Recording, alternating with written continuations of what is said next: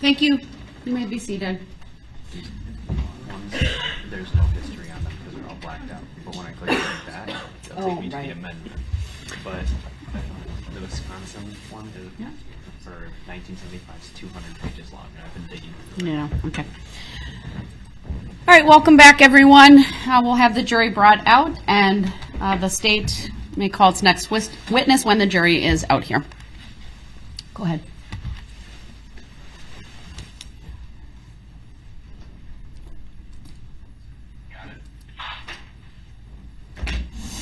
Subject matter jurisdiction, Your Honor.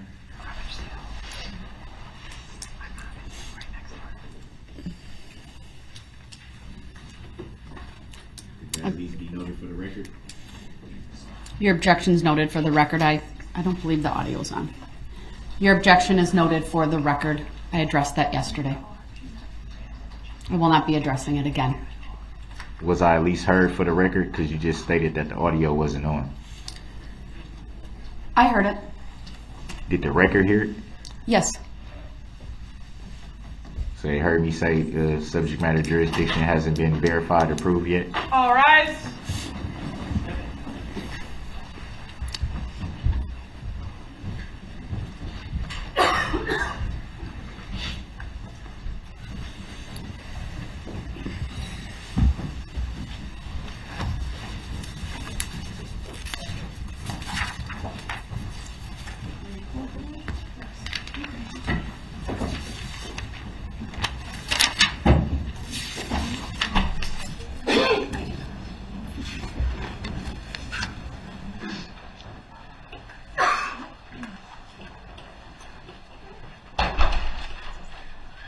Thank you, everyone. Please be seated.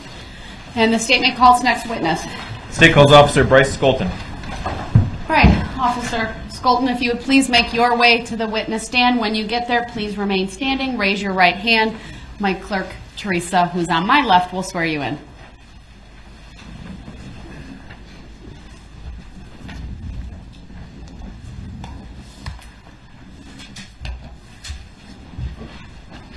Do you solemnly swear that the testimony you're about to give shall be the truth, the whole truth, and nothing but the truth, so help you God? I do. Thank you, sir. Please have a seat.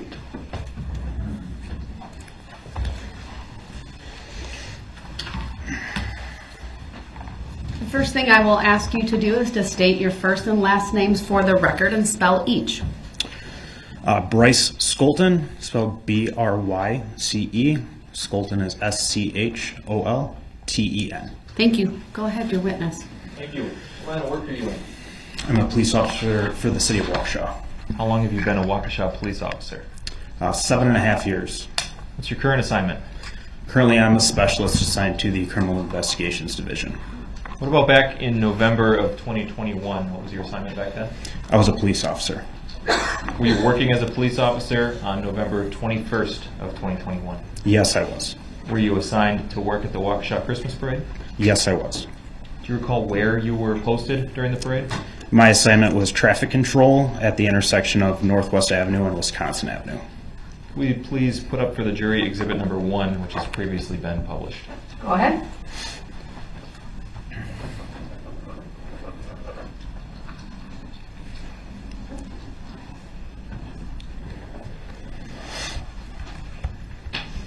Could you circle for us the intersection where you were posted on Yes. this map? Actually, it's a touch. Use your finger. Just use your finger. I may want to take that away. Thank you. Okay, so you've circled the intersection of West Main Street and Wisconsin Avenue, correct? Correct. What does the purple line on that map depict? The purple line is the parade route for the Christmas parade. But then, what happens to the purple line at Main and Wisconsin? That is where the line stops. That is, I believe, where the vehicle left the parade route. The vehicles and the groups and the participants of the parade who were marching on the parade route, where did they go once they got to the intersection of Main and Wisconsin? They continued down the parade route, which was eastbound on Wisconsin Avenue, and then after reaching Maple Avenue, then they were to go southbound. And the library is near that intersection, is that right? Correct. Traffic coming eastbound on Wisconsin Avenue from the west, were they able to get through the intersection where you were posted? No, I had traffic blocked off where I circled there. You can barely see anymore, but the red line, that is how I had barricades across that intersection. So all eastbound traffic on Wisconsin was forced to go southbound on Northwest Avenue. Okay, what about traffic approaching from the south on, West Avenue? Yes, so northbound traffic on Northwest Avenue could only go westbound on Wisconsin Avenue. Do you recall what you were wearing that day? Objection, President. Yes, I was wearing my standard police uniform with external carrier and a police jacket, and on my outermost layer was a neon traffic vest. We could take this exhibit down, please. What was that number again? 1. Thank you. That's what I thought. Were you the only police officer stationed at that intersection? Yes, I was. Do you know approximately how far away the next closest officer would have been? I believe the next closest officer was approximately 2 blocks away. Did you have a police radio with you while you were standing in the intersection? Yes, I did. At some point, did you hear something on the radio that concerned you? Yes. Describe that for us. I heard, so the parade was on channel 3, so that's what I was assigned to. These radios also have the ability to scan other channels, so I was scanning channel 1, which is what the road squads were working on. At that time, I heard a call for service on channel 1 for the road squads to be dispatched to, and it was some sort of domestic disturbance or fight in Frame Park, which was east of my location. I heard squads responding to that from the south portion of the city. And Northwest Avenue or West Avenue is one of the main thoroughfares in our city to get from the southern portion to the northern portion, or at least to the downtown area. And I could hear squads coming from that area, so I blocked traffic to allow the squads to get through. And then I just continued on with my parade duties. What happened next? After that, approximately a minute or so later, I believe I started hearing radio traffic on both channel 3 and channel 1. I believe either a reserve officer or a community service officer on channel 3 requested an ambulance somewhere on the eastern portion of the parade route. I remember it was sort of towards the beginning of the parade. They were asking for an ambulance because someone had been hit. Then what happened? I believed that it was something stemming from the domestic or the fight, because during that fight someone had fled on scene and someone had been flagged down who had reported this incident. So I believed that the hit was something to do with the physical altercation that had happened. Moments later, this was all sort of spun out of control very quickly. Radio traffic became more and more difficult as channel 1 and channel 3, so as officers on the road and officers and community service officers and reserved officers were working the parade, everyone was starting to get on the radio, and more people started calling for ambulances. And then I could tell as people were calling for them, it was moving westbound on the parade route. What did you do as a result of hearing that information on the radio? It was tough to piece all together. I didn't know exactly what was going on. I knew something was happening, but I didn't know exactly what. I have a collar mic, so my microphone was approximately right about here on my chest. I don't have an earpiece. That's just what I use. So between trying to listen to the radio microphone and the parade, it was sort of hard to piece together. But after a few minutes, I realized something was happening. I began walking away from my post, and I walked past my barricade sort of into the parade route. And as I did that, I was looking more to like northeast. I couldn't see that much of the parade because where West Main Street ends right there, it's got a hard turn to go southbound to Wisconsin. So I could only see approximately, I don't even know, maybe 100 yards or less of the parade route. And at that point, that is when I started hearing more screams. And this time it wasn't just screams on my radio, it was screams like in my vicinity that I could hear. And at that moment, I saw a red blur come past the Wisconsin house westbound and make a very hard braking maneuver to navigate the left-hand turn on West Main Street Let me to pause go there, and let's put southbound. Exhibit 1. Sorry, let's put Exhibit 1 back up, please.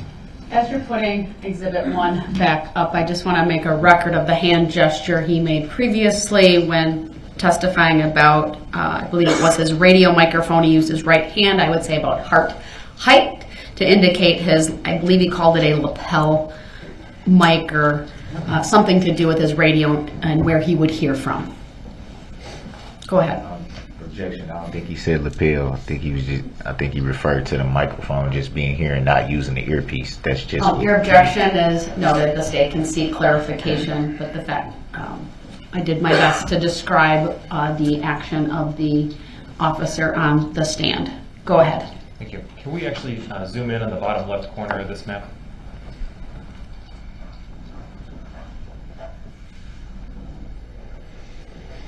You mentioned the Wisconsin house. Can you describe for us where that is? The Wisconsin house is actually this building right here that is tan. It's the farthest building right before, I guess on the left portion. You just put a little dot there. That should be the Wisconsin house. Okay, so the right as the Main Street curves to the left there? Correct. It is I believe it's the last building sort of on West Main Street right before the left turn.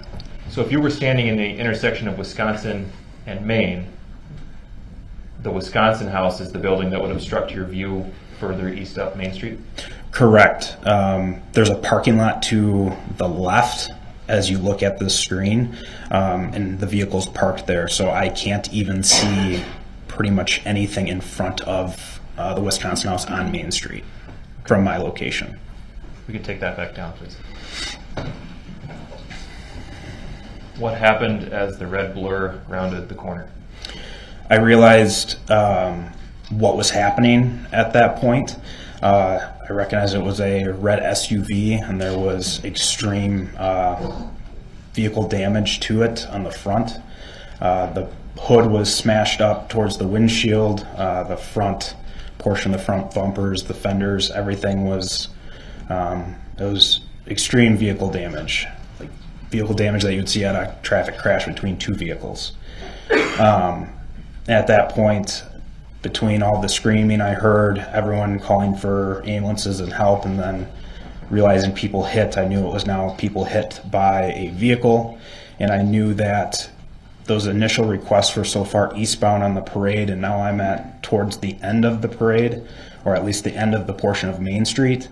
I knew that this vehicle had likely, and based on the speed of the vehicle, that the vehicle had ran through the entire parade route and likely severely injured people or killed people. And at that point, I thought it was a terror attack at the parade.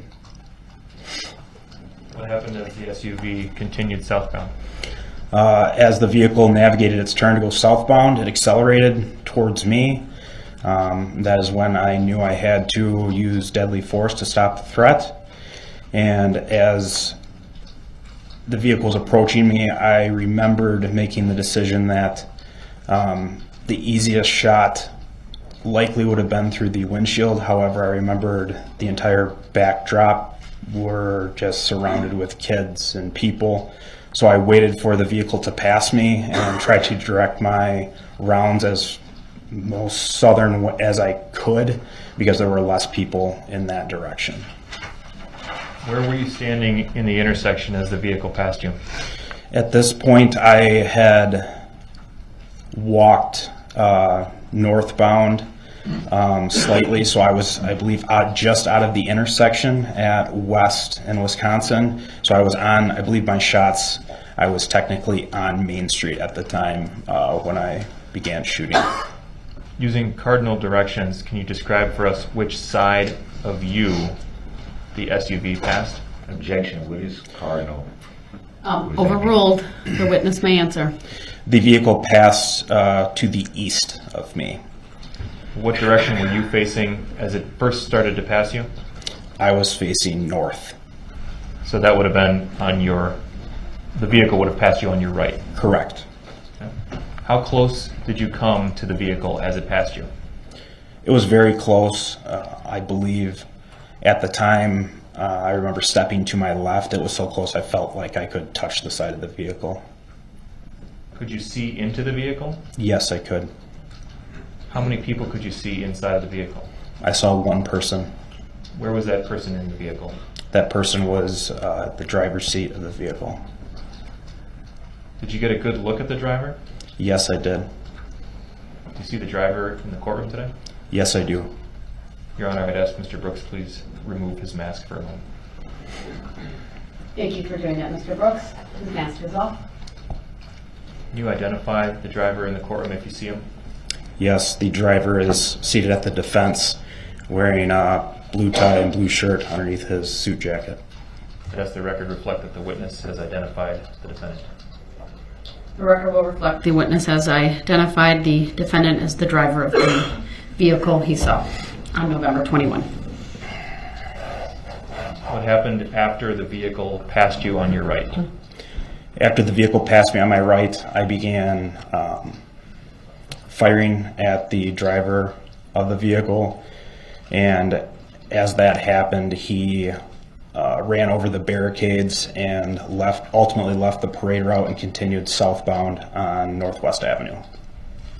West Avenue is how many blocks from Maple Avenue? One block. Objection, relevancy. Overruled. And to what direction is west from Maple? West Avenue is 1 block to the west from Maple. I'd like to show for the witness only, please, exhibit number 57. Can we clear the annotations? You see a video on the screen in front of you? Yes, I do. We're going to play a few moments without any audio just to see if you recognize this video, okay? Okay.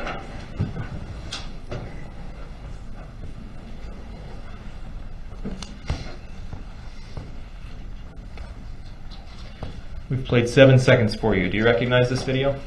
Yes, I do. What does it show? This is the vehicle that was driven by Darrell Brooks during the Christmas parade that drove past me and I shot at. Objection. I don't consent to it being called that name, or nor do I identify it. I'm hearing third party. So Your I want that objection stated is for the- noted. It's overruled. The witness has previously identified you. I want Go that ahead. stated for the record. You may ask your next question. Does this video accurately depict the scene as you saw it that day? Yes, it does. Move exhibit 57 into evidence and request permission to publish. Exhibit 57 is received by the court and permission to publish is granted. This is a 19-second video. I'll wait for the bailiff to signal that the jury has it.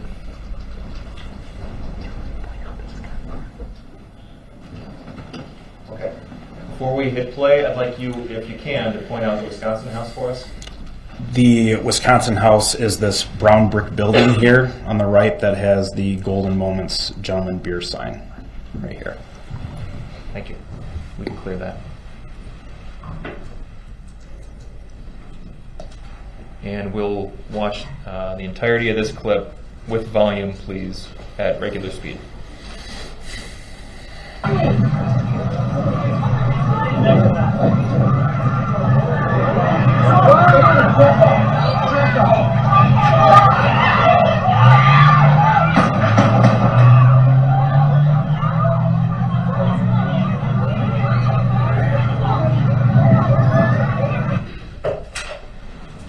Okay. How many gunshots did you hear in that video? 3. Is that consistent with your memory of the event? Yes, it is. Can we pull that back up at about the 10-second mark, please?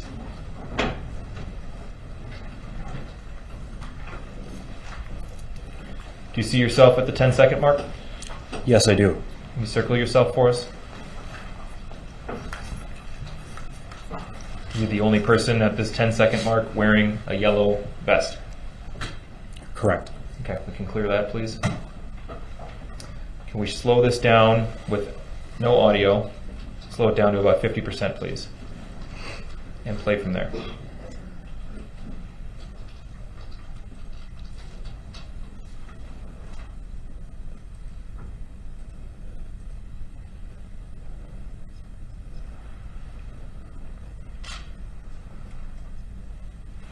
And we can pause it. We've stopped at 16 seconds. Does that portion of the video accurately reflect what you did that day? That is correct. Okay. I'd like to show for the witness only, please, exhibit number 170. Go ahead. Do you recognize this photograph? Yes, I do. What does it show? This shows the vehicle damage that I observed when I first saw the vehicle as it was coming towards me. This is the vehicle that was, again, driven the Christmas parade by Darrell Brooks. Objection, I don't consent to being called that name. Again, for the record, I'm hearing third party. The For the objection, record. it's on the record. Does this appear to be a screenshot from the video we just watched, exhibit 57? It does appear so. And again, this is then an accurate depiction of how the vehicle looked that day? That is correct. Move exhibit 170 into evidence and ask to publish. Objection, relevancy. Overruled. Exhibit 170 is received. Permission to publish is granted. I would remind the jury once again that comments made by parties and lawyers are not evidence and should thus not be considered as such. Now I'd like to show for the witness only exhibit number 169, please. Go ahead.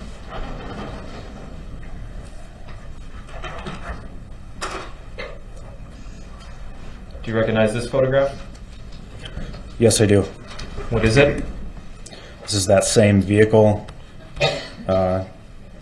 It appears to be just moments after that first picture we just were shown. Does this appear to be a screenshot from the video in exhibit 57? Yes, it does. Is this an accurate depiction of how the vehicle and the driver looked to you that day? Yes. Move exhibit 169 into evidence and ask to publish. Objection. Exhibit 169 is received. Permission to publish is granted. Objection. Noted. Overruled.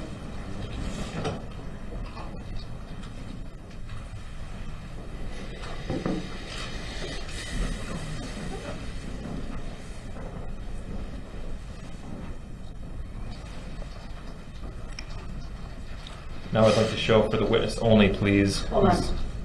Was that in the jury box? Okay, it was there. Thank you. I'm sorry, I didn't quite catch that earlier. All right, so next exhibit you may show to the witness. Exhibit 58, please.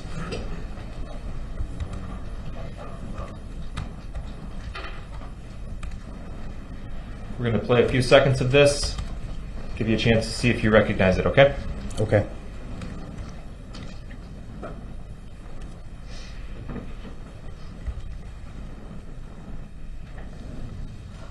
Okay. We've played 7 seconds. Do you recognize this video? Yes, I do. What does it show? It shows pretty much what the last video showed, just from a different point of view from that same intersection. Is this an accurate video depicting the events as you saw them on November 21st? Yes, it does. I'll move exhibit 58 into evidence and ask to publish with the caveat about the comments on the right side of the screen, please. Objection. Exhibit 58 is received. Permission to publish is granted. The jury will disregard the comments that are on the right side of the exhibit. Those are not to be considered as evidence. This is a 15-second clip. We'll play it once at regular speed with audio, please.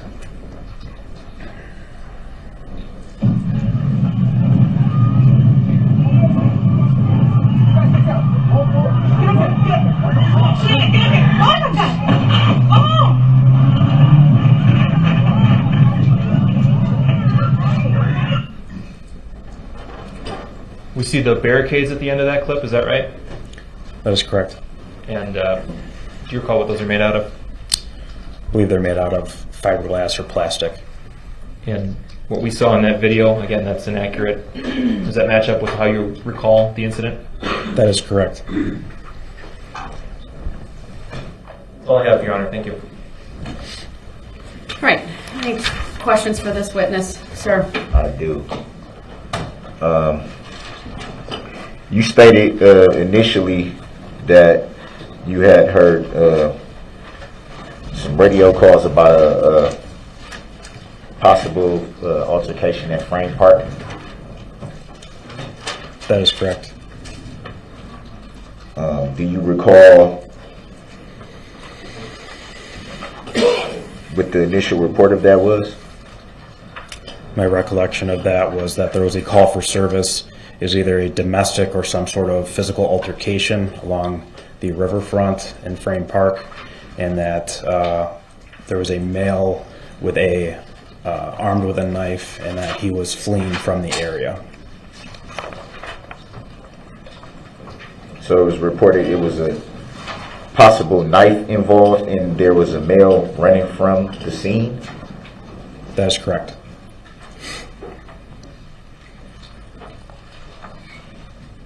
And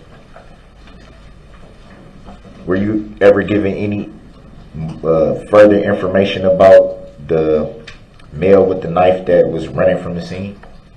No. Any information that the male with a knife running from the scene was in a vehicle at any time? No. Do you know if any investigation was done looking into that supposed fight at the park? Yes. And what did you learn? I did not learn anything of it. I just know that squads were responding there to investigate it. I was not updated on their findings or what they had investigated. I just know that they were dispatched there for that investigation. Do you recall if there was ever a knife recovered or a suspect recovered in that supposed incident?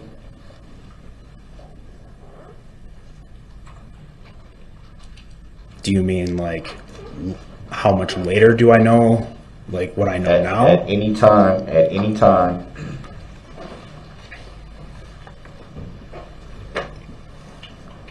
Do you know if there was a suspect, I guess I would say, apprehended or anything that was found with a knife, to your knowledge? To my knowledge, I do not know if the suspect from that incident, which was you, was located with a knife. You, what do you mean? You, Darrell Brooks. I know you were the suspect in that incident, and I know you were taken into custody approximately 30 to 40 minutes later. I do not know if you were armed when you were taken into custody. I'll let the record reflect that I do not identify by that name, nor do I know any individual by that name. I'm here in third party. The record's noted, although the jury will disregard the comments, they are keep not saying- evidence in this case. Next question, please. At the time, you said, did you respond to that incident at the park? No. So how can you know who was involved with it if you didn't respond yourself? Because you stated at any time this investigation took a long time to complete, and from this investigation we determined that you were the suspect in that investigation. You determined that? I did not, no. Okay.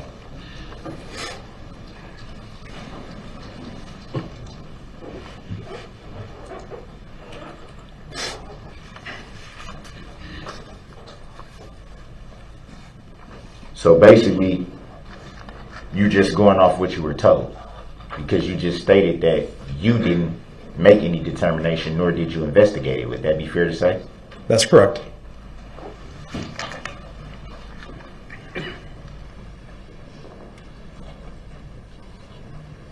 You also gave, and when you were asked the question of were there any other officers along the route, or I don't know if that was referring to side exits or anything of that nature, but I recall you stating that you gave an estimate, stating that you weren't sure where other officers were stationed, but you gave an approximate estimate. Would that be fair to say? That is correct. And would that have been officers stationed at different cross streets? That is correct. Do you know if those cross streets were barricaded? I know that there were barricades across numerous intersections for the parade route. That's how we shut down traffic in the downtown area for parades. So pretty much every side street is barricaded. I can't give you specifics on what streets were barricaded, but yes, the vast majority of streets are barricaded to stop traffic for the parade route. Can you pull up Exhibit 1 and publish? The state would please do that. Thank you.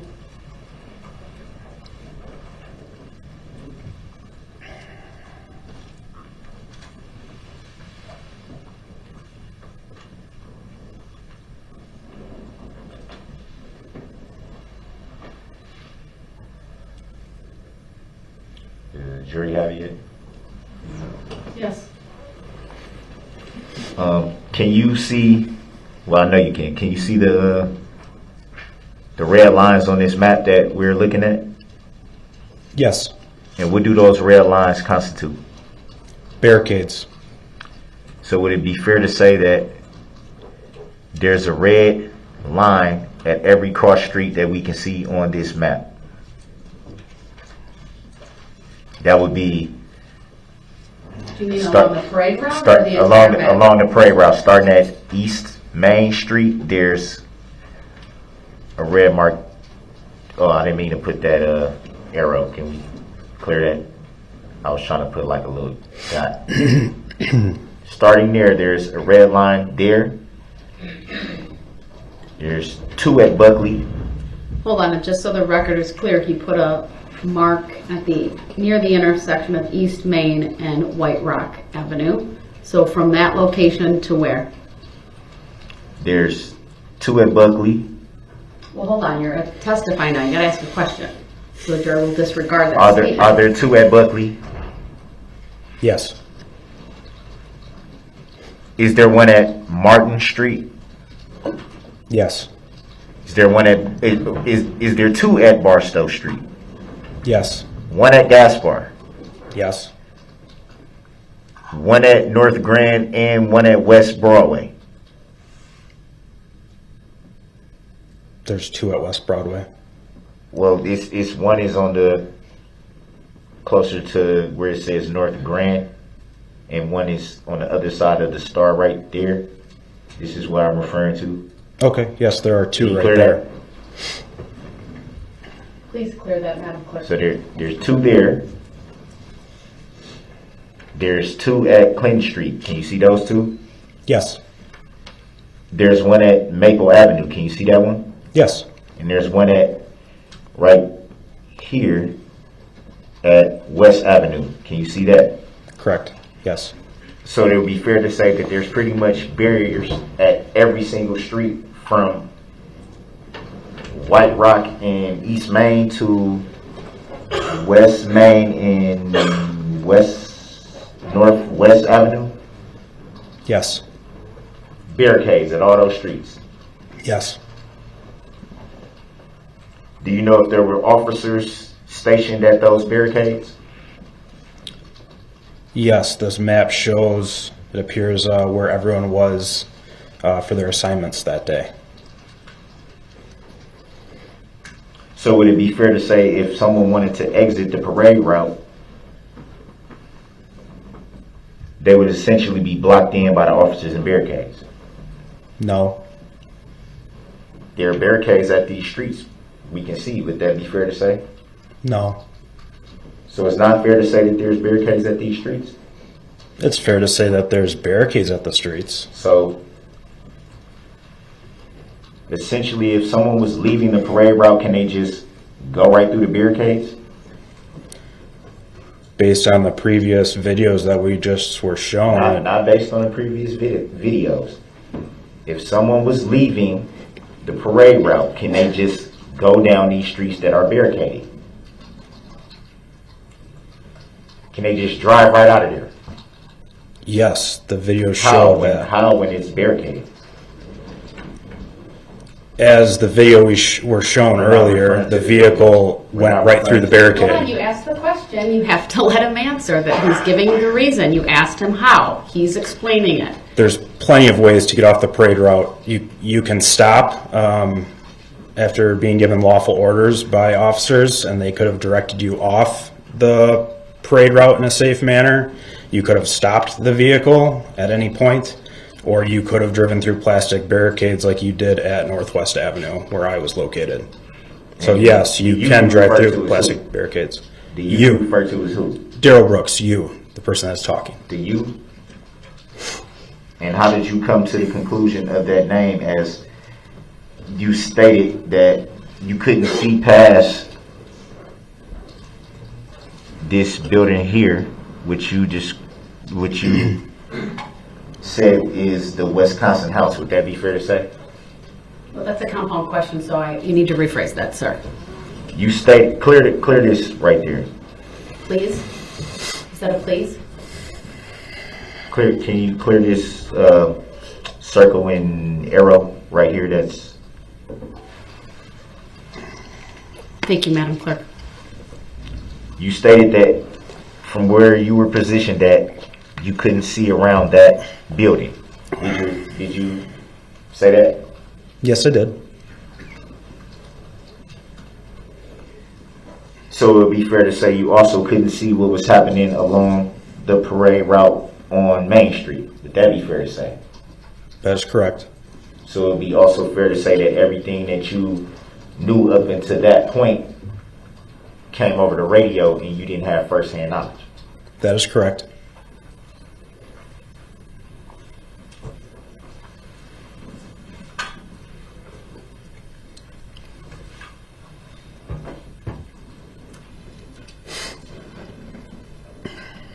You also stated that after a few minutes of hearing these, radio reports,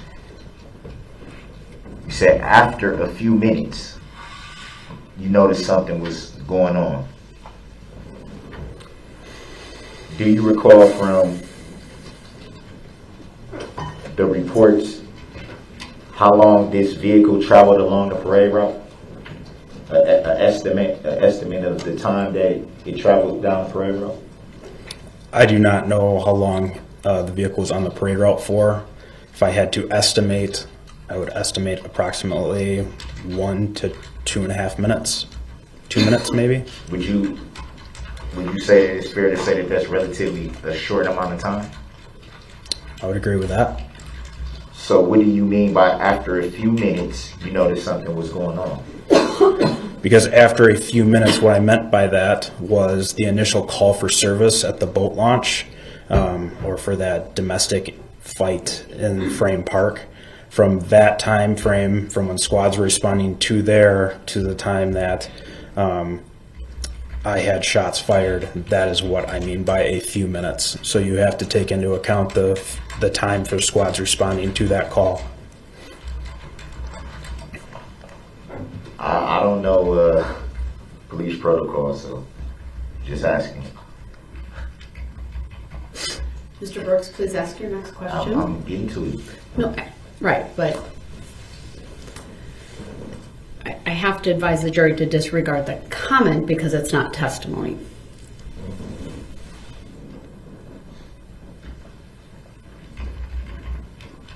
And you stated that. Well, let's go to. Yeah, go ahead. You don't need, do you need that? We're gonna turn it off. Yeah, you can take that down. Sorry about that. All right, thank you.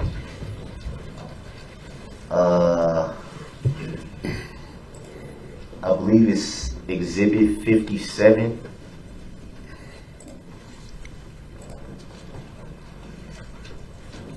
Can we pull up Exhibit 57?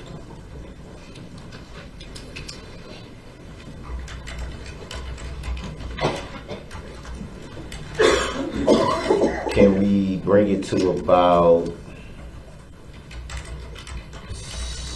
16 or 17 seconds.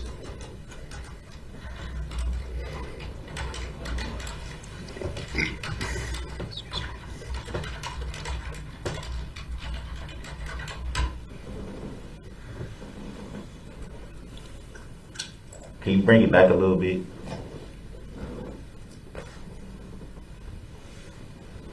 One more second if you could. There. Can you pause it there?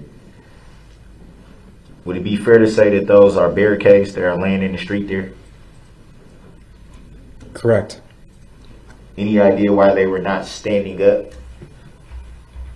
Yes, I do. What would be the reason? It was very windy that day, so when they were standing up how they normally are, they kept on blowing across the street. So we tilted them on their sides so they wouldn't get blown across the road, and they would still stay up there and block traffic. They would be able to block traffic by laying down, Yes, they serve the same purpose. but they would be able to block traffic by laying down. I guess I don't understand what your question is here. Would it be much more easier to see them if they were facing upright than laying down? I think the height difference between them laying down and being upright is probably quite minuscule, because as you see, the legs that are now up in the air are approximately the same height as what the bar would be if they were standing up how they normally are. And you come to that conclusion how?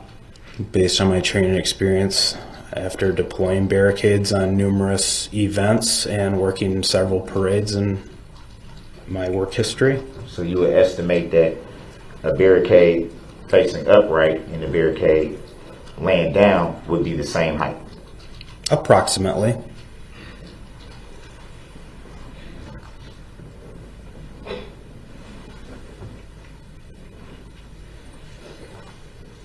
Can you bring it back to 10 seconds?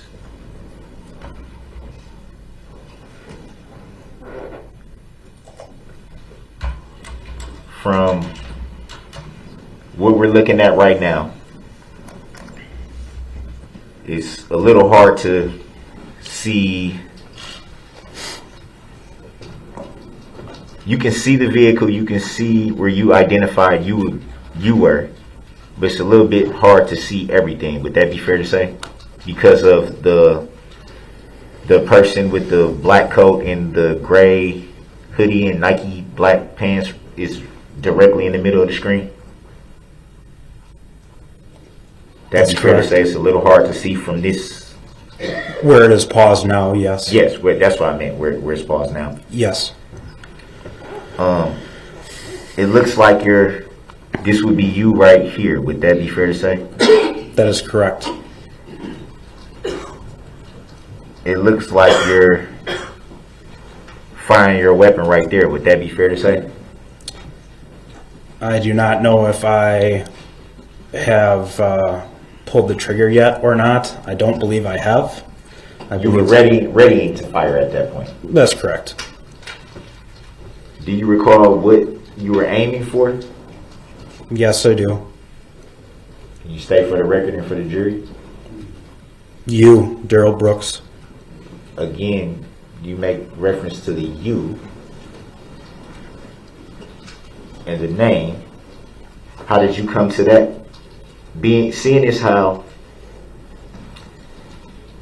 you just testified to that you couldn't see anything before what you call the Wisconsin house. Would that be fair to say that you testified to that? That's correct. And you also stated that you learned additional information later on. Would that be fair to say? That's correct. So how could you determine at this time right now where we're looking at that you knew the suspect's name and the driver? Because you keep referring to you and then you saying the name. How did you have that information at this point that's paused right here that we're looking at? I didn't say at that time I knew your name. You referred to the name. Did you not? That is correct. So how were you able to obtain the information about a name? I did not know your name at the time I shot at you. Who's the you you're referring to? Darrell Brooks. Again, you say a name that you haven't answered how you came to that information. Were you told this? Yes. By whom? I do not know who told me. Ultimately, I just know that throughout the course of the investigation, you were arrested within 30 or 40 minutes, and you were identified as Darrell Brooks, who was the suspect in this incident. So you either had to hear that name from either a report that you heard or someone told you. How did you come to the conclusion of the name? I'm assuming someone at the police department told me your name. And you don't recall who that was? No. Even though you can cite the name so clearly and identify it and keep stressing it and stressing it, and you don't recall how you learned the information of the name? That is correct. So is it fair to say that you're just using the name based off what you're told and not what you were aware of? What are you asking me? Is it fair to say that you're identifying this name based off of what you told and not what you knew? I'm saying the name based on the fact that you are arrested for this incident. You are identified during this incident, and because of that investigation, that is how we know your name. Would it be fair to say, and obviously you said you've been in law enforcement for 7.5 years, correct? Correct. I'm sure you've done a lot of investigations in that 7.5 years. Is that fair to say? Correct. So you do understand that during a police investigation, any suspect is innocent until proven guilty. Would that be fair to say? That's correct. And so with that knowledge, why are you so adamant about the name of the suspect that you just testified to not being aware of at the time? That you testified to, in fact, being told? Sorry, I'm confused by your question. Can you say it again? I think it was clear, but I'll say it again. Thank you. Well, I'll say it this way. You testified to not being aware of the suspect's name at the time. Correct. You also testified to being told of the name, correct? Correct. I don't know how I came about your name. I would assume it was through the investigation at the police department. And were you, in fact, part of that investigation? No, I was not. So it would be fair to say that by you using a name, you would not be short. How can you be short? I'll object. Grounds. Argumentative. It's been asked, it's been answered, it's argumentative, the objection is sustained. Please ask your next question.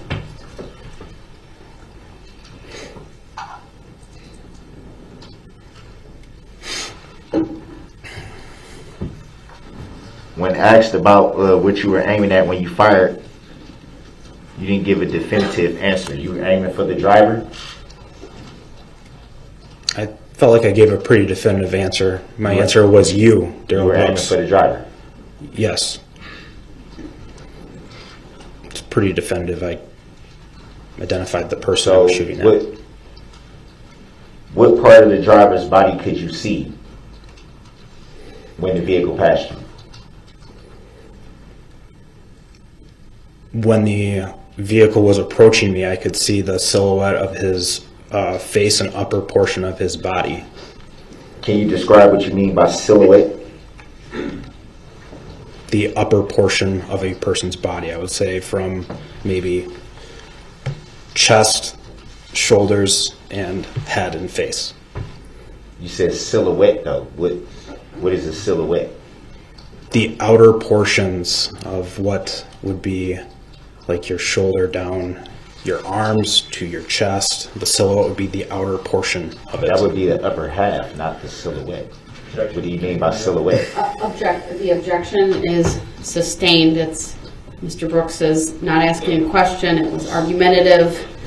The jury can certainly decide what that means, but he's answered the question. Would it be fair to say that that would be equivalent to a profile?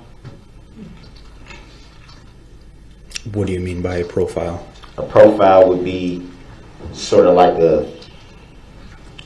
a side angle view. Would it be fair to say that a silhouette would be more of an outline that would be kind of similar to a profile? I don't know exactly what you're asking here, but I can tell you when the vehicle was driving towards me, I could see your face, and then as the vehicle drove to my right, yes, then I saw the side of your face, and so then, yes, as a vehicle passes you, you see different portions of the driver, I guess you could say. And so you aim towards what you can see? Correct. So that would be the upper part, as you say, you said the shoulder, you made I think it was your left hand pointing to your right shoulder, shoulder and up silhouette, as you say? That is what I could see when you were driving at me. You asked me what I could see of you, and that is what I could see of you in the vehicle when you were approaching me. The question now, though, is that what you aim for? I was aiming at you, yes. At what you can see? I was aiming at you in the driver's seat, yes. Shoulder, as you pointed to, and up, correct? Would that be fair to say? Yes. Firing a weapon of your caliber, would any of those shots be kill shots? Yes. Would it be fair to say that firing a kill shot at anyone would terrify him?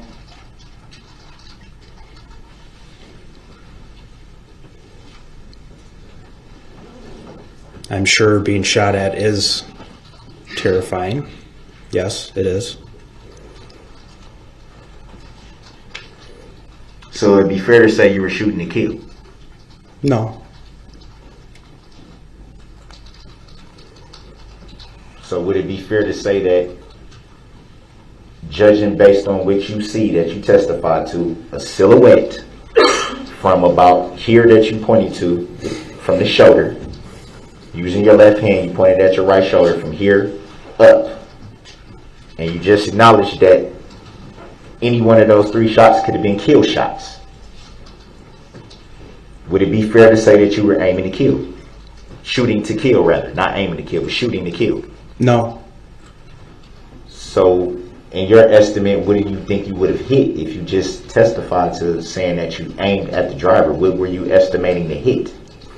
Well, my intention was to shoot you in the upper portion of the body.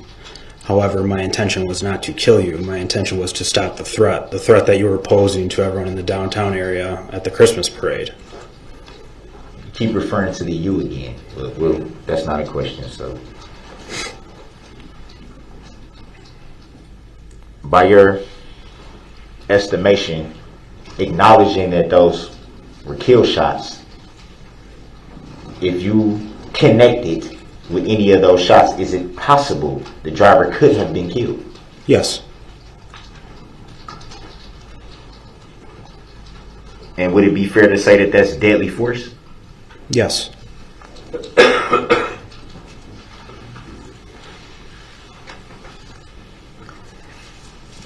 Do you think it would have been possible to aim at the tire of the vehicle? No. Why not? Would shooting the tire of the vehicle not stop the vehicle? No, it would not have.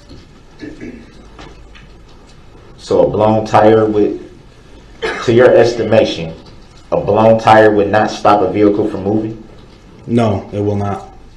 So it'll just keep on. It won't even slow down? That is correct. I'm trained to stop the threat. You were the threat. The vehicle was not. The vehicle was the weapon in which you used. So that is why I shot at you. There's the you again. Pretty clever.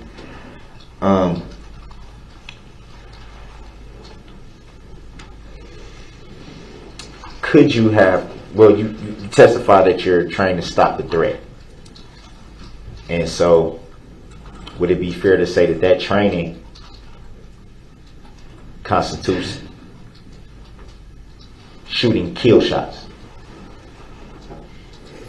Well, we are trained in deadly force, and when we are presented with a deadly force incident, yes, we have to sometimes make that difficult decision and use deadly force. Have you ever used deadly force before that incident? Objection. Grounds. Sustained.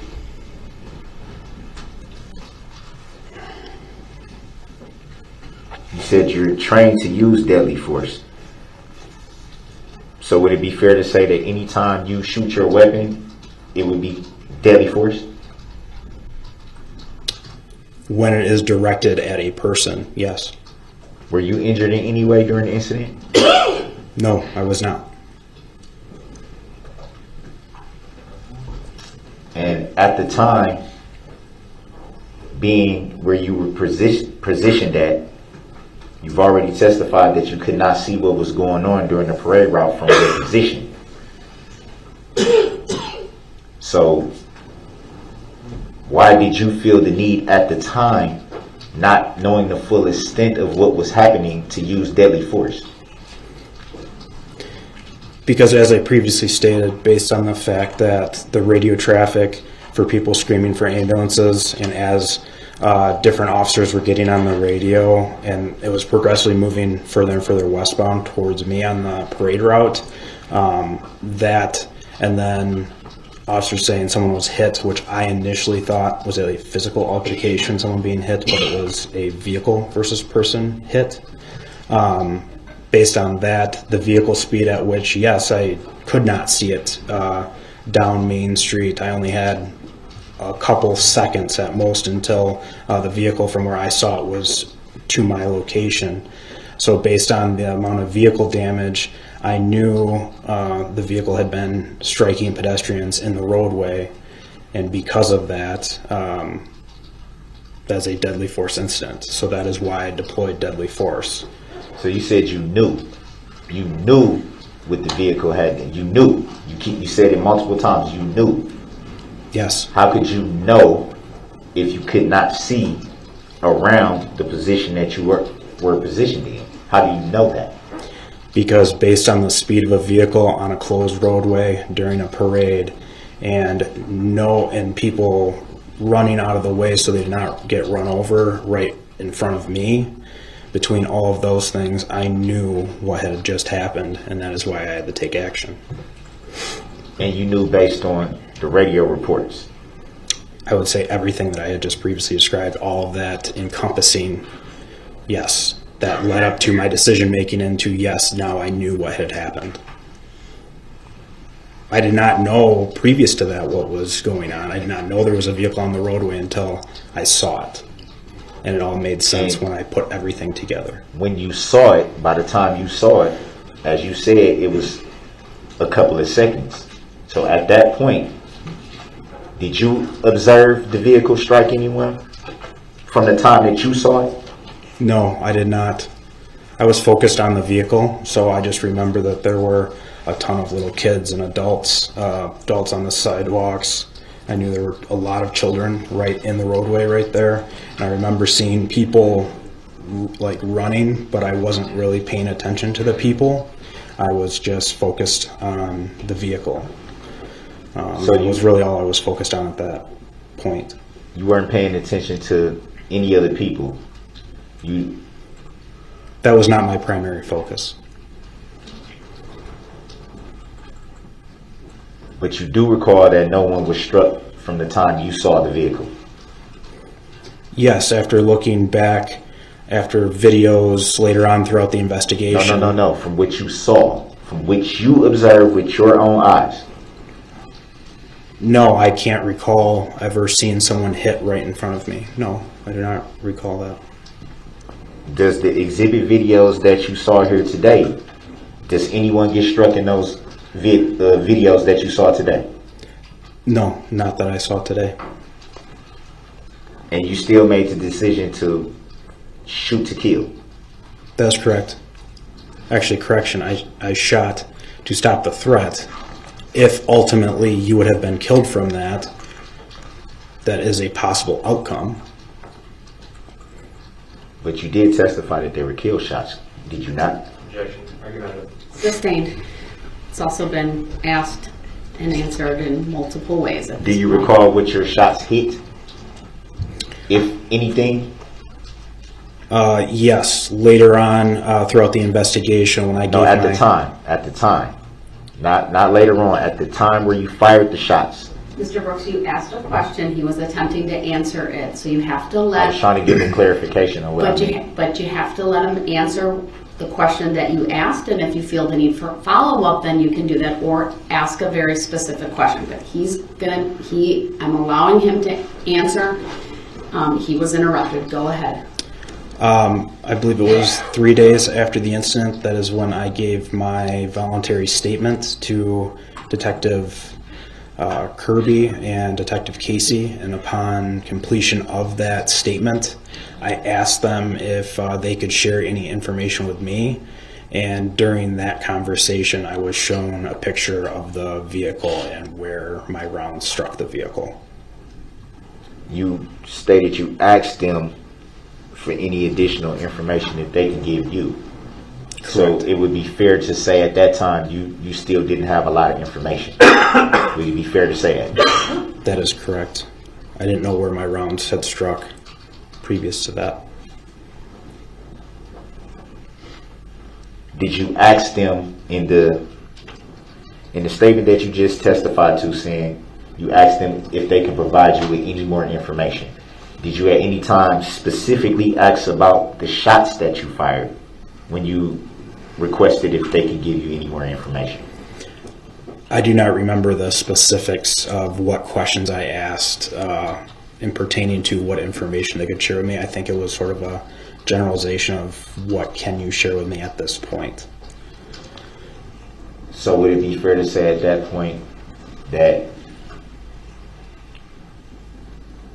there's a possibility that you did not know the name of the suspect, nor did you know if you had shot the suspect at that time? At that time, I knew I had not shot the suspect, because the night of the incident, when he was taken into custody, it was relayed to me that he was uninjured and he had not been struck by any of my rounds that were fired. You do recall just testifying to requesting more information from the detectives when you had the conversation with them. Is that correct? That is correct. And you said that you don't recall asking them about if your bullet struck someone. Is that correct?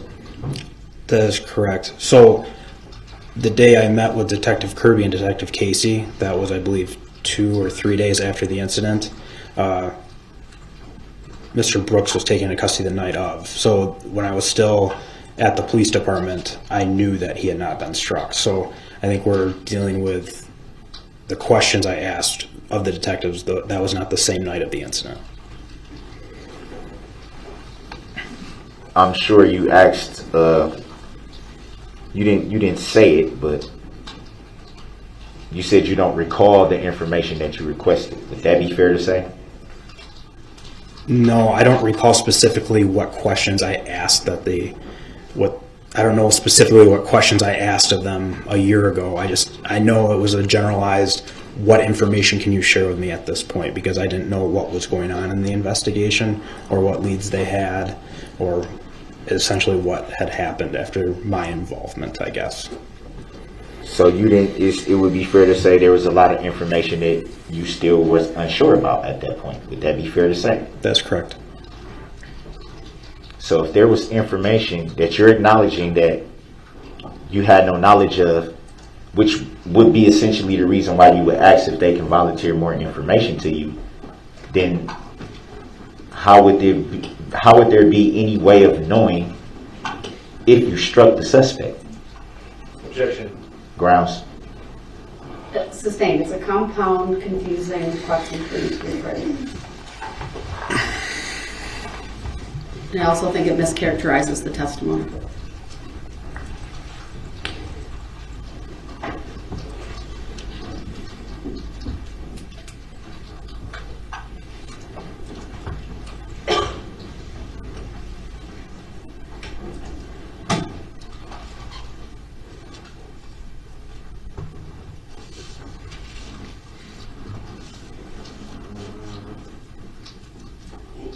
And you said you made a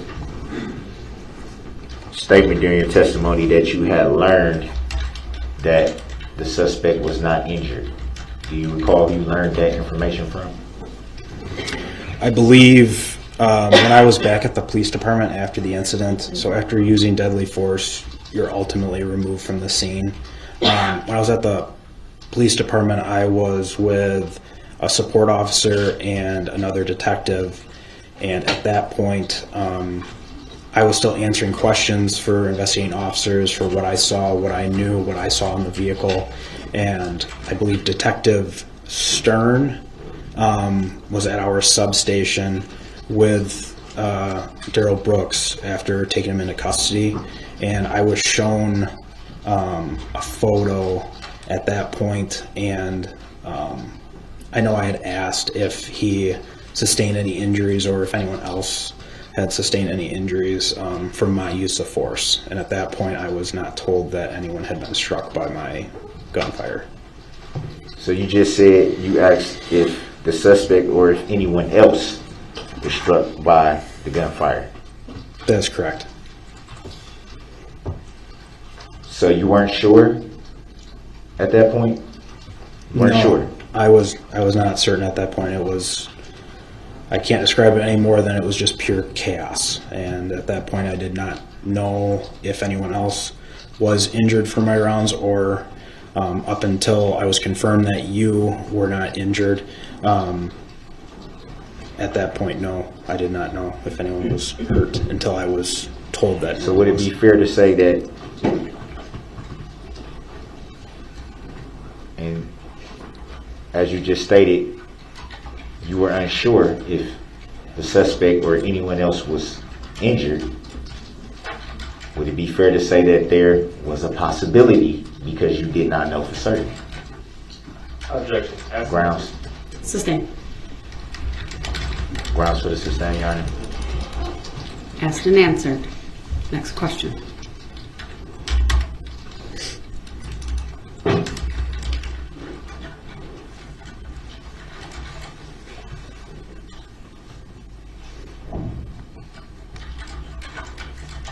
After the vehicle passed you, did you observe it strike anyone?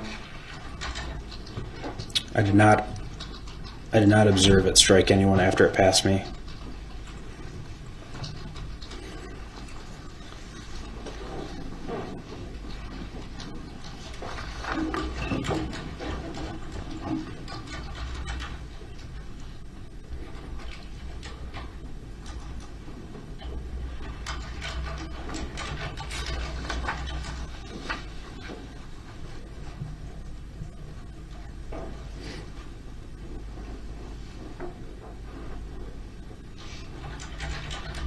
Do you recall who you, well, I think you did. I think you said you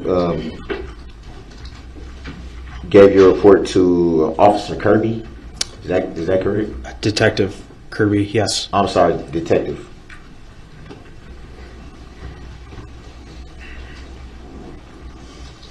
do you recall telling Detective Kirby that you were unaware of a vehicle on the parade route and you were unaware of people being injured? Yes, I previously stated that.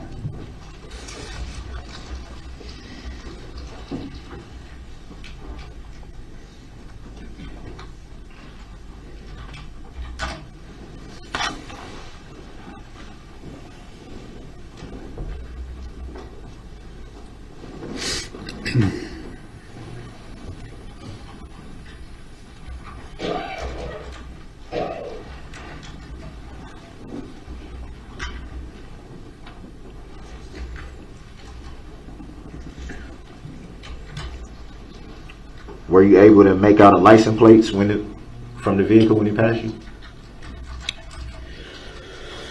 I later learned that I must have, but I do not recall that. So from what you recall at the time that the vehicle was passing, you don't recall getting a license plate? At this time, I do not recall the license plate, but after I shot at the vehicle, I then responded up Main Street and started triaging victims.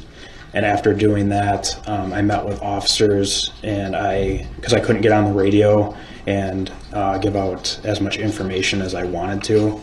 So when I spoke with other officers, that's when I explained to them that I was the one that had shot. It was not a suspect shooting, it was me. And that the vehicle in question was a red Ford Escape. And I believe I was talking to Detective Casey, Specialist Moss, and I believe there might have been another officer there as well. And I must have provided a license plate to Detective Casey during that debrief on scene. I did not know about that until about 2 days later when I gave my statement to Detective Kirby and Detective Casey, because that is when I was informed by Detective Casey that I had actually provided him a correct license plate, but I don't remember that.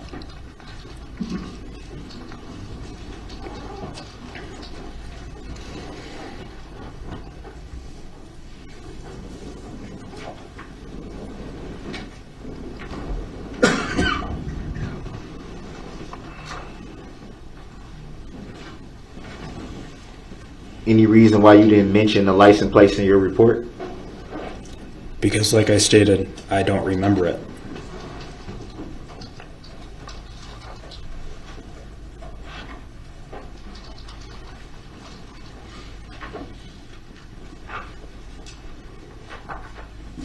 So it'd be fair to say if you don't remember it, then it's a possibility that you didn't get the license plate number.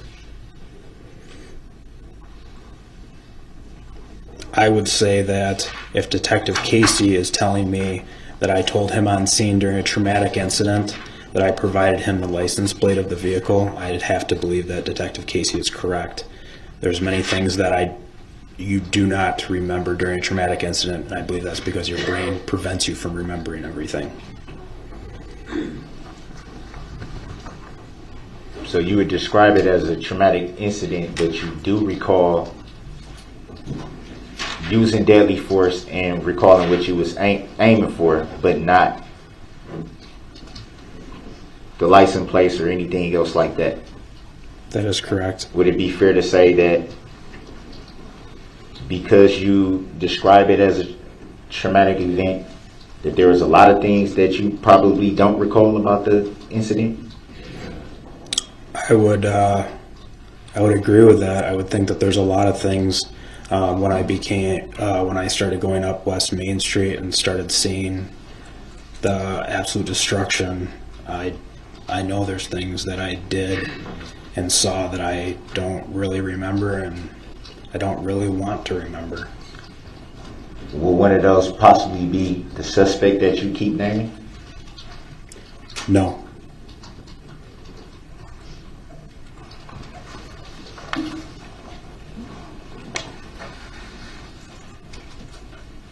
And how did you come to the knowledge of the make and model of the vehicle when on the exhibit that was shown, you only had an interaction with it for a few seconds? How were you able to make out the make and the model of the vehicle? Because that vehicle model has been out for quite some time, and I'm halfway decent with vehicles, and I readily recognized that it was a Ford Escape. So you've seen many Ford Escapes, Yes.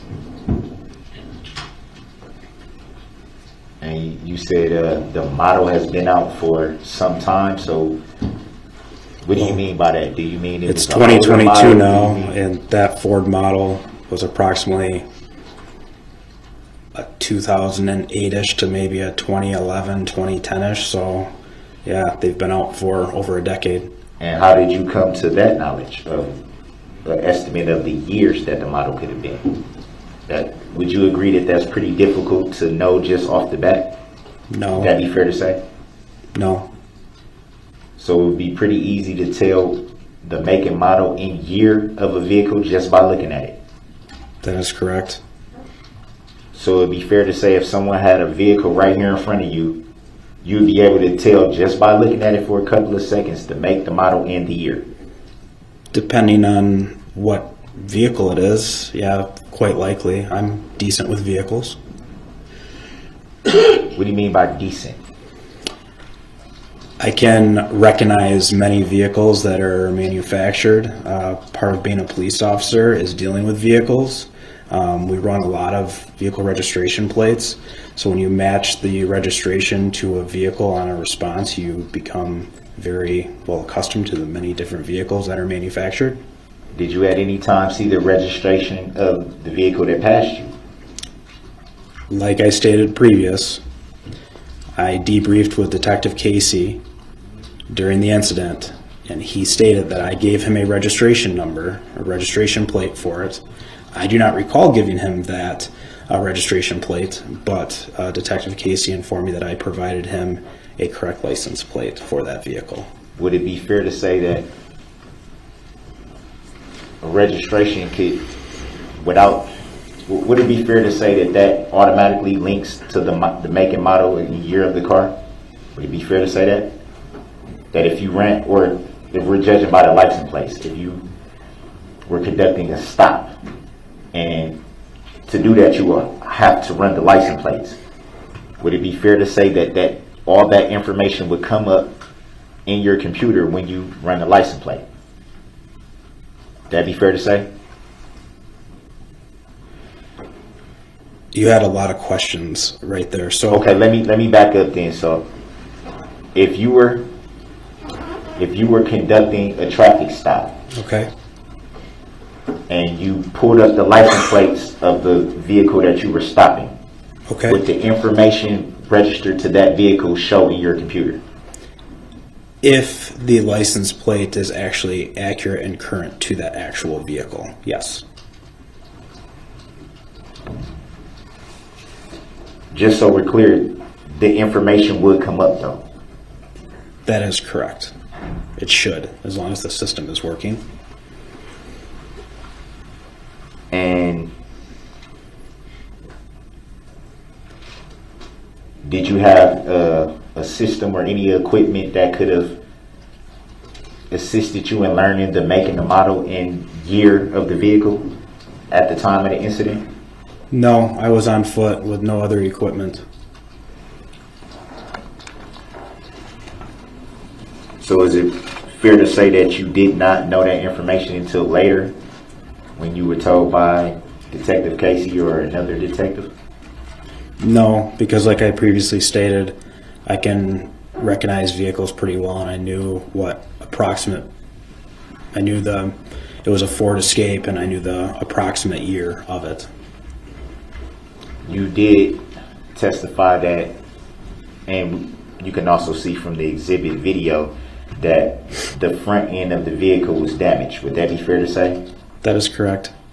And you can still make out the make and model and year of the vehicle with extensive damage. That is correct. Could you see the emblem of the vehicle at that point? I don't recall if I saw an emblem or not. I know the body style of the vehicle, and I knew it was a Ford Escape. Would it be fair to say that many SUVs have the same type of body build? I'm sure some vehicles do look similar. So that would it be fair to say that there's a possibility that you could not make out the make and model and year of the vehicle, especially with it being extensively damaged to the front? No, I was confident that it was a Ford Escape. Did you notice any tints on that vehicle? The front windshield that I looked through, I know was not tinted, or it was not tinted enough to not make me recognize you. Did you see any tints on the side of the vehicle? Not that I recall. And if they were, they weren't that dark. You don't recall, though, for sure, if there were any tints to any windows of the vehicle you saw? Well, all windows are tinted to some extent. It just depends on to what percentage of tint that they come with. So I'm sure there is tint on the windows because vehicles come from the factory with some level of window tint. So I guess to your question, was there any window tint? I'm sure there was, but not to a degree that would prevent me from seeing who was driving it.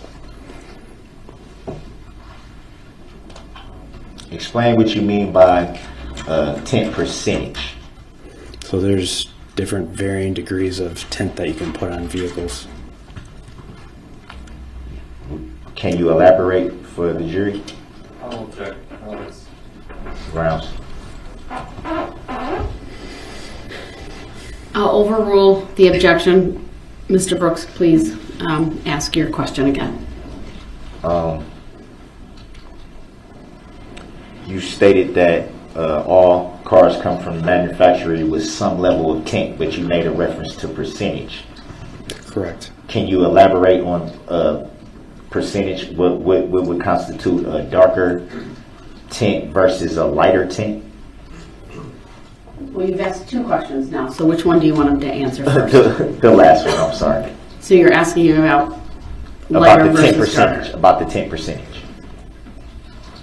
So like a 50% tint would be a lighter tint than like a 35% tint.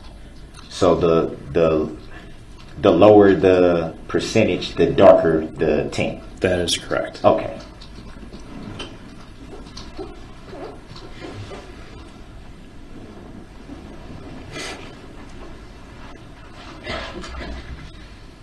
You stated that you're pretty decent with making out make and model and years of vehicles based on your line of work. Would that be fair to say? That is correct.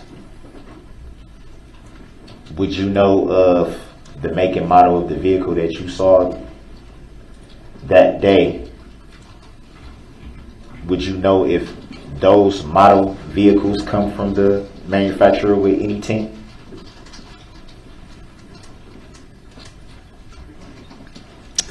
To be honest with you, I don't work for Ford, so I don't know if they come with tint, but I would assume as most vehicles, when they come from the factory, they come with some sort of tint. I believe usually the front is approximately 50% tint and the rears are usually, I think, 25 or 30 or something like that.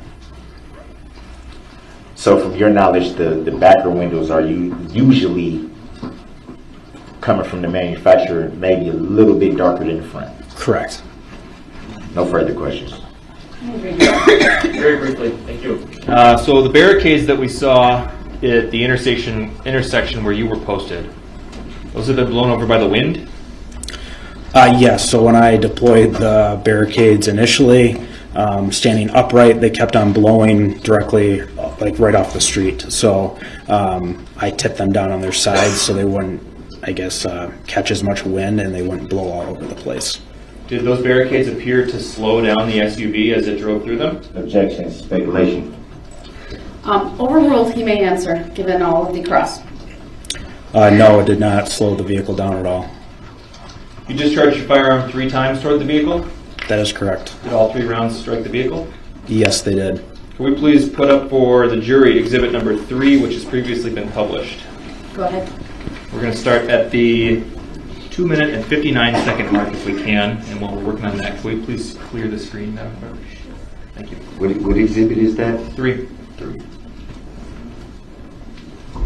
We're at the 2:58-second mark on this exhibit number 3. Do you see a vehicle on the screen? Yes, I do. Does that appear to be the same color of vehicle you saw drive through the intersection where you were posted? Yes. Let's play from this second, please.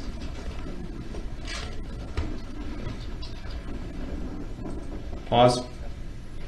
We paused at 3:02. Does that appear to be the same make and model as the SUV you saw driving through the intersection? Objection. Overruled. It's clearly Yes, it tinted. does.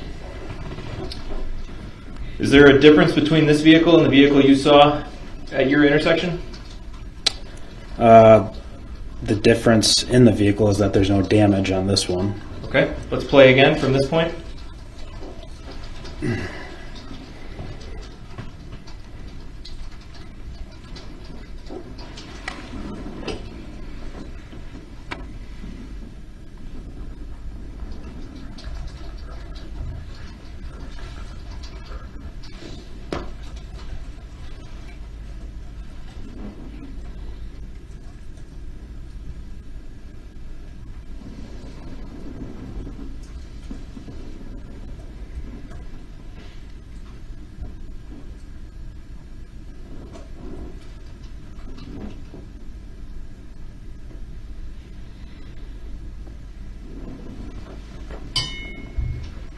Pause. Paused at 3 minutes and 47 seconds. Did you see a person wearing a gray hooded sweatshirt in that clip? Yes, I did. Was the appearance of that person and their clothing consistent with the person you saw driving the SUV through your intersection? Objection, speculation, 2 different incidents. Overruled. The witness may answer. Yes. Could we please put up for everybody exhibit number 120, which has previously been received and published? Go ahead. Okay. You see the photograph on the screen in front of you? Yes, I do. Does that appear to be a vehicle consistent with the one you saw driving through your intersection? Yes. And the person seated in the driver's seat, does that look like the same person you saw driving that red SUV? Yes. Can we put up for everybody, please, exhibit number 9? Go ahead. You see the photograph on the screen in front of you? Yes. Does that appear to be the same vehicle that you saw driving through the intersection of Wisconsin and Maine? Objection, hearsay. Overruled. The witness may answer. Yes. Does that appear to be the same driver of that same vehicle? Objection, hearsay. Overruled. The witness may answer. Yes. Would you please put up for everybody exhibit number 169, which has previously been published? Go ahead. Objection, relevancy. Overruled. See the photograph on the screen in front of you? Yes. Does that appear to be the same vehicle that you saw drive through the intersection of Wisconsin and Maine? Yes. Does that appear to be the same driver? Yes. What's going on with that front passenger window? Looks like Objection, leading. Overruled. The witness may answer. it looks like it's rolled down. So if someone had, before this incident, painted that window black, covered it in a black paper bag, and taped it up with duct tape, and then rolled the window down, would that have prevented you from seeing through the front passenger window? Objection, speculation. No. Overruled. The witness may answer. Who was the person depicted in exhibits number 120, number 9, and number 169? Darrell Brooks. Thank you. Objection, I do not consent to being called that name. Your objection is noted. However, the jury is You already- advised to disregard as it's not testimony. It's a comment. All right. Thank you, sir. You may step down. And I appreciate the patience of everyone as we concluded with that witness. We will now take our lunch break. It's 12:58. I'll give the jurors, I'll have the parties come back at 2 o'clock and the jurors probably shortly after that. So thank you, everyone. Please rise for the jury.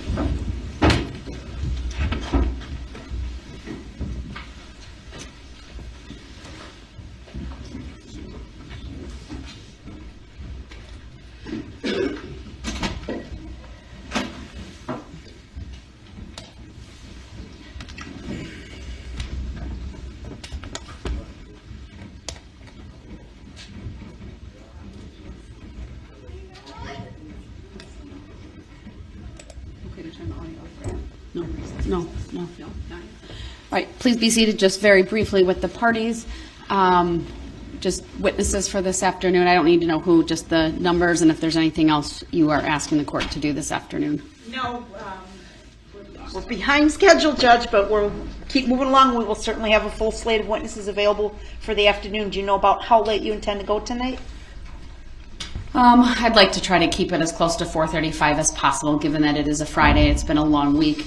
Any idea when you will be requesting the view of the vehicle? Will that be next week? That will definitely be next week, probably Tuesday at this point, Your Honor. All right, thank you. Thank you. All right, then that answered my question about scheduling, so everyone is aware of what we intend to do this afternoon. We are in recess. I'll see everyone at 1 o'clock. I'm sorry, at 2 o'clock. It's now almost 1. Thank you. We are.